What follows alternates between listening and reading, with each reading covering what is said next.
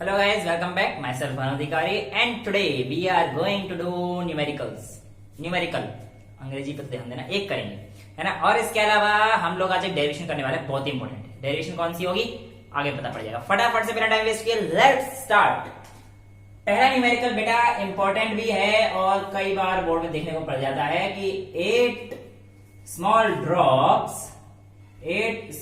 Drops of radius कितना ले लें भाई 0.02 मीटर आर हैविंग चार्ज दे देते हैं इनके ऊपर।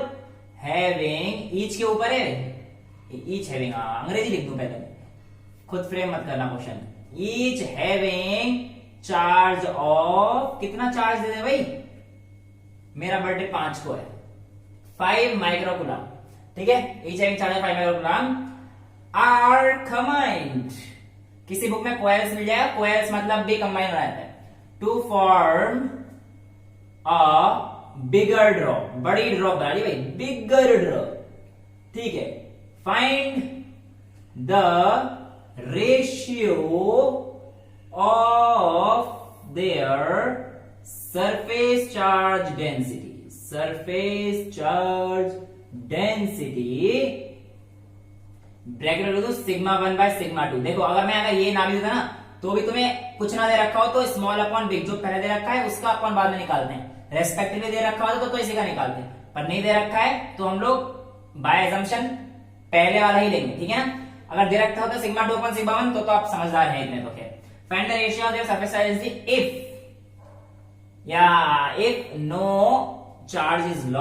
If no charge is lost during, charge loss नहीं हुआ है ड्यूरिंग कंबाइनेशन। है छोड़ो, समझते हैं क्वेश्चन समझ में आ गया, आंसर क्वेश्चन समझ में आ गया।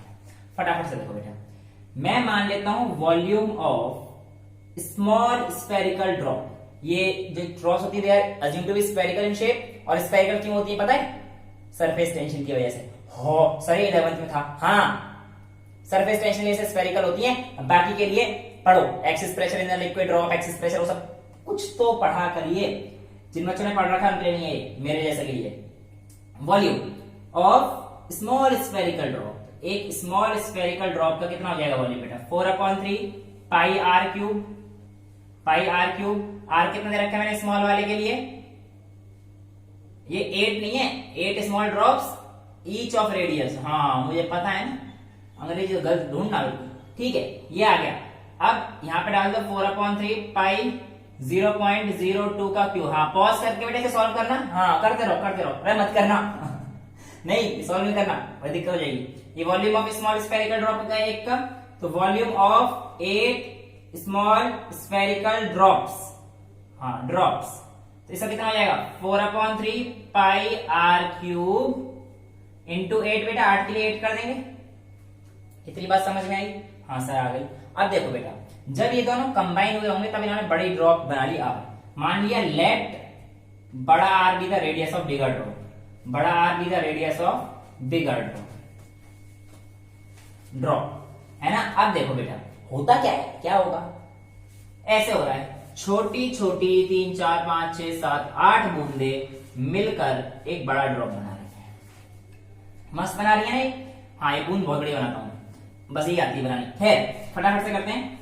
यहां पर अगर ये बराबर हैं, मिलकर बराबर है, तो मैं ऐसे कह सकता हूं 4/3 पाई बड़ा आर क्यूब, ये वॉल्यूम ऑफ बिगर ड्रॉप, बड़ा आर बराबर है 4/3 पाई 0.02 का क्यूब इंटू 8 स्मॉल का 8। अब बेटा इसे सॉल्व करके यहां से आर की वैल्यू निकाल दो, इसे सॉल्व करो जल्दी से। नहीं मत करना, हमेशा जब भी ऐसे क्वेश्चन देगा ना बेटा, जो फिगर दी होगी ड्रॉप्स की वो हमेशा ऐसी दी होगी कि आपकी किसी ना किसी फॉर्म में एक क्यूब बन रहा होगा या स्क्वायर बन रहा होगा, उसमें बन रहा होगा। अब यहाँ पे ये देखो, यहाँ पे 2 का क्यूब बन रहा है ना, तो आप इसे ऐसे सॉल्व कर लीजिए। 4/3 पाई से 4/3 पाई गया, 4/3 पाई से 4/3 पाई गया। अब आर क्यूब और इसे 2 का क्यूब लिख दीजिए, तो मेरे पास क्या आ जाएगा, 2 का क्यूब 8 होता है, पता है ना। हाँ सर इतना तो मत समझो कुछ, चलो ठीक है। ये आ जाएगा 0.02 का क्यूब और मल्टीप्लाइड बाय 2 का क्यूब। अब सब तरफ क्यूब है तो मैं क्या लिख सकता हूं, r is equals to 0.02 into 2, तो r की वैल्यू कितनी आ जाएगी बेटा 0.04 आ गई, बड़े वाले r की वैल्यू आ गई, ठीक है। सर पिछले लेक्चर में एक चीज पढ़ी थी, सरफेस चार्ज डेंसिटी, यहाँ पे देखते हमें याद आ गया था। पिछला लेक्चर थोड़ा सा बोरिंग था, ये लेक्चर बोरिंग नहीं है बॉस, न्यूमेरिकल करना है ना, मजा आना चाहिए न्यूमेरिकल में यार। सर वही तो दिक्कत लगती है, अरे इसको देखने का कहां दिक्कत लगी, देखो अब तक कुछ मुश्किल लगा नहीं ना, ऐसे आया कर देंगे। सरफेस चार्ज वो बड़ा सा फॉर्मूला था वही लगाना ना, ना गंदा सा छोटा सा लगाओ। सरफेस चार्ज डेंसिटी क्या होता है, charge Q by A, charge पर unit area, surface charge density sigma, तो सिग्मा फॉर स्मॉल ड्रॉप। अब बेटा स्मॉल ड्रॉप में Q कितना दे रखा है, charge each having charge of ये 5, तो कितना दे रखा है 5 × 10⁻⁻6। हाँ, और एरिया सरफेस एरिया 4πr², तो स्मॉल ड्रॉप का 4π फटाफट से बोलते जाओ 0.02 का स्क्वायर, ये आ जाएगा स्मॉल वाले के लिए। हाँ सर बिल्कुल आ जाएगा, इसमें क्या दिक्कत है। अच्छा सिग्मा ऑफ बिग वाले के लिए क्या आएगा, सर कुछ नहीं Q बाई आएगा, उसके लिए भी बड़ा ही तो हुआ है, चार्ज तो सेम ही था, लेकिन दिक्कत क्या हुई थी सर, उसमें 8 ड्रॉप मिल्की तो बना, इसलिए बड़े वाले में 8 की मल्टीप्लाई कर देंगे और 4πr की वैल्यू चेंज कर देंगे, जो कि हमारे पास कितनी आई है, इसका स्क्वायर। मैंने क्या पूछा है, सिग्मा 1 सिग्मा यानी कि स्मॉल अपॉन बिग, तो निकाल दो यहां से। तो भैया दिस अपॉन दिस सीधे सीधा कर देते हैं, 4π से 4π गया, 5 × 10⁻6 से गया, तो ये ऊपर पहुंच जाएगा, तो हमारे पास कितना आ जाएगा 0.04 का स्क्वायर अपॉन 0.02 का स्क्वायर, और ये 8 कहां रहेगा नीचे, वेरी गुड वेरी गुड, फटाफट से कर दो, ये कितना आ जाएगा, 2 से 2 बार गया, 2/8 कितना हो गया 1/4, तो रेशियो कितना आ गया 1:4। ठीक है, कोई मुश्किल है इसमें, फटाफट से लो, ये स्क्रीनशॉट लेना है, हाँ जल्दी ले लो, डस्टर साहब आ जाओ आगे फटाफट। ठीक है, अब बेटा अब जो एक्सप्रेशन है ना, बड़े ध्यान से सुनना, बड़े ध्यान से सुनना, क्या है, derive an expression for a ring जिसपे कॉन्टिन्यूअस चार्ज डिस्ट्रीब्यूशन है ना, और उसके एक्सिस पॉइंट पे फाइंड करना है, तो फटाफट से लिख देते हैं, derive an expression for electric field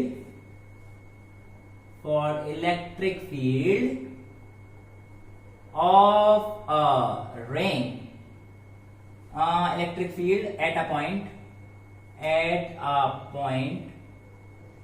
on its axis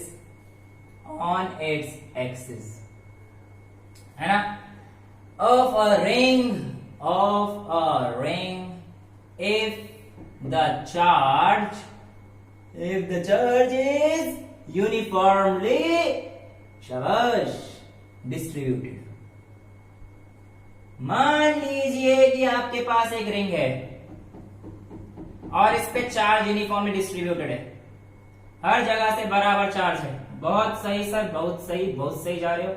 अब बेटा देखो, ये मान लिया इसका सेंटर है, हाँ, और एक्सिस होता है ये वाली लाइन, ये वाली इक्वेटोरियल होती है उस एक्सिस के परपेंडिकुलर जो कि मिड पॉइंट को ज्वाइन कर रही है। तो अभी हम लोग इक्वेटोरियल की बात नहीं कर रहे, एक्सिस लाइन की बात करते हैं, तो एक्सिस लाइन ये मान ली, और एक पॉइंट मान के ये वो पॉइंट है जहां पे मेरे को कैलकुलेट करना है क्या, इलेक्ट्रिक फील्ड। ठीक है, अब electric field due to a small element, एक एलिमेंट में यहां पे मान लेता हूं डीएल, है ना, रिंग का मैं रेडियस आर मान लेता हूं या ए मान लेता हूं, तुम्हारी मर्जी है कुछ भी लेना। ठीक है, अब देखो ये मैंने मान लिया कि मेरे पास ये डिस्टेंस है ए, ये डिस्टेंस में क्या मान लो भाई, एक्स मान लेता हूं, और इसको मान लेते हैं हम लोग आर। ठीक है, यहां से ये देखिए, ये एक इलेक्ट्रिक फील्ड जाएगा इसकी वजह से, इस वाले एलिमेंट की वजह से, सिमिलरली इस वाले एलिमेंट की वजह से ऐसे जाएगा, ये बहुत सही सर, बहुत सही। यहां पे कौन सा एंगल बनेगा, थीटा, है ना। अभी इस एक्सियल लाइन को आगे कर दें, हाँ सर कर दो, क्या दिक्कत है, वेरी गुड। देखो बेटा ये थीटा, ये डीएल है स्मॉल एलिमेंट, छोटा सा एलिमेंट डीएल कल करा था ना हमने, कि पूरे चार्ज की वजह से और स्मॉल एलिमेंट डीएल की वजह से क्या फर्क आता है, बस उसी को यूज करना है लोगों ने। ठीक है, ये थीटा, ये भी थीटा बनेगा ना, सेम होंगे ना। ठीक है, अब ये थीटा तो ये थीटा, ये तो ई है ना। अब बेटा इसके कंपोनेंट रिजॉल्व करना, ये देखो ये इधर थीटा, तो इधर क्या आ जाएगा, स्मॉल एलिमेंट की वजह से तो आ जाएगा, ये E1 मान लेते हैं इसको, और इसको E2 मान लेते हैं, है ना, ये DL1 DL2 छोटा सा छोटा एलिमेंट अलग अलग वन, तो ये E1 और ये E2, तो ये क्या आ जाएगा E1 और ये E2 मान लो, कोई सा भी मान लो, कोई फर्क नहीं पड़ना, इसे क्या आ जाएगा E1 cos थीटा और ये cos थीटा, यहाँ पे क्या आ जाएगा बेटा E1 sin थीटा, है ना। सिमिलरली ये किसकी वजह से है, इस वाले की वजह से, इस वाले की वजह से कर लो, यहाँ पे थीटा आएगा, ये थीटा आ जाएगा, ये E2 आ जाएगा, तो इसी डायरेक्शन में E2 cos थीटा हो जाएगा, हाँ सर, और इस डायरेक्शन में क्या आ जाएगा बेटा E2 sin theta, E2 sin theta. इतना समझ में आता है। डायग्राम में कोई दिक्कत, पहले डायग्राम बताओ, डायग्राम समझ आना चाहिए फर्स्ट क्लास, बहुत बढ़िया डायग्राम समझ में आए तो आगे कुछ नहीं। आगे देखो बेटा, ये रिंग का मैंने बताया था लीनियर चार्ज लेंगे ड्यू टू अ रिंग, तो इसका लीनियर चार्ज है। लीनियर चार्ज डेंसिटी क्या होती है, लैम्डा, याद है, lambda is equals to dq by dl, हुआ करता था ना चार्ज पर यूनिट लेंथ। अब ये dq बाय dl को अगर मैं लिख दूं, dq is equals to lambda dot dl, लिख सकता हूं लैम्डा डॉट dl, और लैम्डा क्या होता है, चार्ज पर यूनिट लेंथ, चार्ज पर यूनिट लेंथ, है ना। तो लिखते हैं यहाँ पे चार्ज कितना है q, अज्यूमिंग है चार्ज q पर unit length l dot dl। अब ये l को याद है हमने क्या लिखा था 2 पाई r, तो यहाँ पे r की जगह क्या लिखा है 2 पाई a, तो l की जगह क्या आ जाएगा बेटा q अपॉन 2 पाई a। इतना समझ में आ गया, ये हमारे पास आ जाएगी dq की वैल्यू, समझ में आ गई कैसे आ गई, बहुत बढ़िया। अब देखो इस पॉइंट पे ये वाले और ये वाले, मतलब ये E है, इसके दो कंपोनेंट है, एक हॉरिजॉन्टल और एक वर्टिकल, एक वर्टिकल एक हॉरिजॉन्टल। अब ये वर्टिकल कंपोनेंट तो कैंसिल आउट कर देते हैं, तो वर्टिकल कंपोनेंट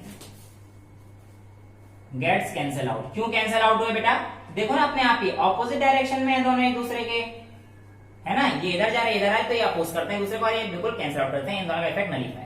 अब जो इफेक्ट आएगा ये मान लेंगे ये और ये, इसकी वजह से हॉरिजॉन्टल कंपोनेंट क्या आएगा E1 cos theta plus E2 cos theta, इसको मैं मान लेता हूं टोटल DE को मान लेता हूं E cos थीटा, जहां पे E cos थीटा की वैल्यू क्या आ जाएगी E1 cos theta plus E2 cos theta. छोटे छोटे स्मॉल एलिमेंट्स की वजह से ना तो बहुत छोटे छोटे हैं, तो इसलिए मैंने मान लिया DE की वैल्यू E cos थीटा, आगे जो कि इन दोनों, ठीक है। चलिए अब हॉरिजॉन्टल कंपोनेंट की वजह से जो हमारे पास फील्ड आई है वो क्या आ जाएगी, DE is equals to E cos theta. अच्छा इलेक्ट्रिक फील्ड का फॉर्मूला क्या हुआ करता है, E इज इक्वल्स टू, फटाफट से बोल रहे हैं, कल तो बताया था स्मॉल कंपोनेंट की वजह से, याद करो F अपॉन क्यू नॉट करके कराया था, क्यू नॉट कैंसिल हो जाता है, तो क्या बचता है 1 अपॉन 4 पाई एप्सिलॉन नॉट। अब वो इंटीग्रेशन लगाने की अभी जरूरत नहीं पड़ेगी, हमें पड़ेगी आगे, पर यहाँ पे सिंपल अगर हमें E लिखना है तो F अपॉन क्यू नॉट है ना, तो हम लोग सीधे से ले देता हूँ E is equals to 1 upon 4 pi epsilon naught dot Q by R square. अब Q की जगह हम लोग क्या लिख सकते हैं dQ, छोटा एलिमेंट की वजह से है ना, dQ बाय R स्क्वायर। अब dQ की वैल्यू देखो ये आ रही है Q dot dl 2 pi a, Q dot dl 2 pi a, तो यहाँ पे डाल दो E की वैल्यू कितने आ जाएगी, E की वैल्यू E cos थीटा, यहाँ पे डाल दो E cos theta is equals to E की वैल्यू डालो फटाफट से डालो E की 1 upon 4 pi epsilon naught dot dQ upon R square, ये आ गई E की वैल्यू, है ना, और D की वैल्यू यहाँ पे फटाफट से पुट कर देंगे तो क्या आ जाएगी, ये अभी cos थीटा, हाँ cos थीटा यहाँ पे ले लेते हैं फटाफट से। cos थीटा क्या होता है, base upon hypo x upon r, तो यानी कि x अपॉन r आ जाएगा बेटा। इतना समझ में आ गया, फटाफट से देखते जाओ यार, बोर्ड छोटा है, थोड़ा सा एडजस्ट कर लेना यार। हाँ अब x अपॉन r आ गया, इस dq को और यहाँ पे डाल दो q upon 2 pi a dot dl, तो कितना आ जाएगा, यहाँ पे कटाऊं थोड़ा सा, 1 upon 4 pi epsilon not, dq की जगह क्या डाल देंगे बेटा q upon 2 pi a dot dl। इतना समझ में आ गया, और ये तो हमारे पास है इंटू x बाय r, ठीक है। अब देखो बेटा ये जो dl है, इसको इंटीग्रेट कर देते हैं। अब हम लोग कल इंटीग्रेशन करा था ना, इसको बाहर ले लो, और dl का इंटीग्रेशन हो जाएगा, x बाय r सब बाहर आ जाएगा, तो हमारे पास क्या आ जाएगा 1 upon 4 pi epsilon not q dot dl x upon 2 pi a, और ये क्या आ जाएगा हमारे पास x बाय r। इतना समझ में आता है, कोई दिक्कत नहीं होनी चाहिए। अब ये जो इंटीग्रेशन करेंगे हम लोग dl का करेंगे डॉट dl, और dl का इंटीग्रेशन कहां से कहां तक करेंगे, देखो इसकी लेंथ जीरो से लेकर जो इसकी मैक्सिमम लेंथ है कहां तक यहाँ पर 2 पाई आर तक, यानी कि 2 पाई ए तक, तो जीरो से लेकर 2 पाई ए तक। इतना समझ में आता है। इसके बाद मैं कहां पे सॉल्व करूं, इसको मिटा के यहाँ पे सॉल्व कर रहा हूं, ठीक है। इसके बाद यहाँ पे आ जाइए फटाफट से। बेटे डीएल की जगह 2 पाई ए लिख दो, डीएल की जगह 2 पाई ए लिख दो फटाफट से, तो कितना आ जाएगा। इसको कहां भगा दिया भाई, आर स्क्वायर को, तो आर क्यूब कर देंगे ना इसे सर, ये आर स्क्वायर और आर को हम लोग आर क्यूब करेंगे। तो ये देखो भाई डीएल की जगह हम लोग लिख देते हैं 2 पाई ए, तो हमारे पास वैल्यू कितनी आ जाएगी 1/4 पाई एप्सिलॉन नॉट, बाहर आ जाएगा यहाँ पे q into x upon 2 pi A R cube, और डीएल की जगह इंटीग्रेट कर देंगे सर। अब हम लोग, अब हमें आती है सर इंटीग्रेशन। बेटा जीरो का तो जीरो रहेगा, डीएल का upper limit minus lower limit करते हैं 2 पाई ए माइनस जीरो, इस जगह पे ये वैल्यू रख देते हैं एल की जगह पे 2 पाई ए माइनस जीरो, 2 पाई ए बचेगा, तो मैं डायरेक्टली यहाँ पे लिख दूं 2 पाई ए, 2 पाई ए। अब यहाँ पे जीरो से लेकर 2 पाई ए तक लिख रहा हूँ, डीएल की जगह फटाफट इंटीग्रेट करके दिखा दिया आपको, तो ये वैल्यू आ जाएगी हमारे पास 1/qx 2 पाई ए, ठीक है। अब ये 2 पाई से 2 पाई कैंसिल आउट हो जाएगा, 2 पाई से 2 पाई कैंसिल आउट हो जाएगा, तो हमारे पास e की वैल्यू कितनी आ जाएगी, फटाफट से बोलिए बच्चा, q x upon 4 pi epsilon naught, और ये कितना है, a तो गया r क्यूब, ये हमारे पास e की वैल्यू आ जाएगी। अब देखो r क्यूब को मैं क्या लिख सकता हूं, r को क्या लिख सकता हूं, x square plus a square Pythagoras theorem, तो लिख दो, लिख दो, दिख रहा हूं मैं, हाँ नहीं दिख रहा फिर भी लिख रहा हूं, ठीक है ना। देखो बेटा इस r की जगह मैं x square plus a square लिखता हूं, तो कितना आ जाएगा q upon 4 pi epsilon naught into under root में आएगा r की जगह, ये ऐसे x square plus a square का होल क्यूब, और यहाँ पे क्या था qx था, है ना। अब ये x square plus a square है रूट में, अब इसे खोलोगे तो क्या आ जाएगा भाई, बाहर रूट का स्क्वायर हो जाएगा तो 3/2 हो जाएगा, ये खोल देंगे रूट, तो 3/2 हो जाएगा नीचे ही, तो वैल्यू क्या आ जाएगी qx upon 4 pi epsilon not, ये आ जाएगा हमारे पास ब्रैकेट में x square plus a square की वैल्यू 3/2 बन जाती है। इतना समझ में आता है, हाँ सर इतना आ गया।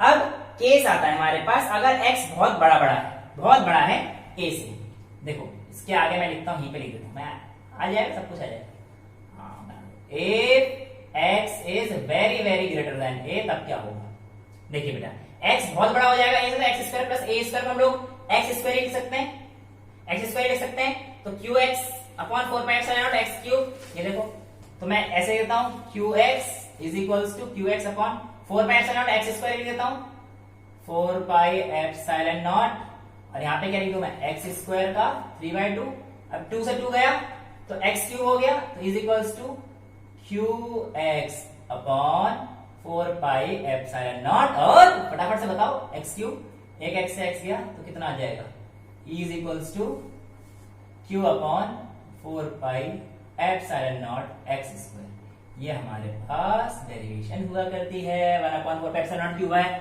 आर स्क्वायर, यही तो डेरिवेशन हुआ करती है। आगे कैसे आए ये बताना है, ये पूरी डेरिवेशन है, फटाफट से एक बार समझ लें, हाँ फटाफट समझते हैं। देखो एक्सप्रेशन बताना है इलेक्ट्रिक फील्ड का एक पॉइंट पर जहां की एक्सिस पे है एक रिंग का, अगर चार्ज यूनिफॉर्मली डिस्ट्रीब्यूटेड है, चार्ज यूनिफॉर्मली डिस्ट्रीब्यूटेड है बेटा, मान लिया इस रिंग का रेडियस a था, ये x डिस्टेंस की दूरी पर एक पॉइंट p है जहां पे हमें इलेक्ट्रिक फील्ड निकालना है, इस स्मॉल एलिमेंट dl की वजह से लगने वाला इलेक्ट्रिक फील्ड E1 है, इस स्मॉल एलिमेंट dl की वजह से लगने वाला फील्ड E2 है। जब ये एक एंगल थीटा बना रहा है तो वर्टिकल अपोजिट एंगल से ये थीटा, सिमिलरली इस थीटा से ये थीटा, इसका मैंने कंपोनेंट रिजॉल्व किया तो इस डायरेक्शन में E2 cos थीटा आया, इस डायरेक्शन में E2 sin थीटा आया, इस वाले का रिजॉल्व किया तो इस डायरेक्शन में E1 cos थीटा आया, इसका रिजॉल्व किया तो E1 sin थीटा आया। ये दोनों आपस में इक्वल और अपोजिट होने के कारण वर्टिकल कंपोनेंट ने अपने आप को कैंसिल आउट कर दिया, horizontal component E1 cos theta plus E2 cos theta आएगा, जिसको मैंने मान लिया छोटे होने की वजह से टोटल एलिमेंट ले लिया मैंने E cos थीटा मान लिया। अब मेरे को पता है कि यूनिफॉर्मली अगर चार्ज डिस्ट्रीब्यूटेड होता है तो उसमें लीनियर चार्ज डेंसिटी, चार्ज पर यूनिट लेंथ होती है, चार्ज पर यूनिट लेंथ होती है, और जहां से डी की वैल्यू लैम्डा अपॉन डी आ जाएगा। अब चार्ज ये तो छोटे एलिमेंट के लिए हो गया, अब नॉर्मल के तो चार्ज पर यूनिट लेंथ की होती है q अपॉन 2 पाई है, तो मैंने डी की वैल्यू निकाल दी, लैम्डा की जगह q अपॉन 2 पाई रख दिया और डी। Very good. फिर हम लोगों ने देखा कि ई का फॉर्मूला क्या होता है। ई इज इक्वल्स टू क्या होता है, ई कॉस थीटा में डाल दिया।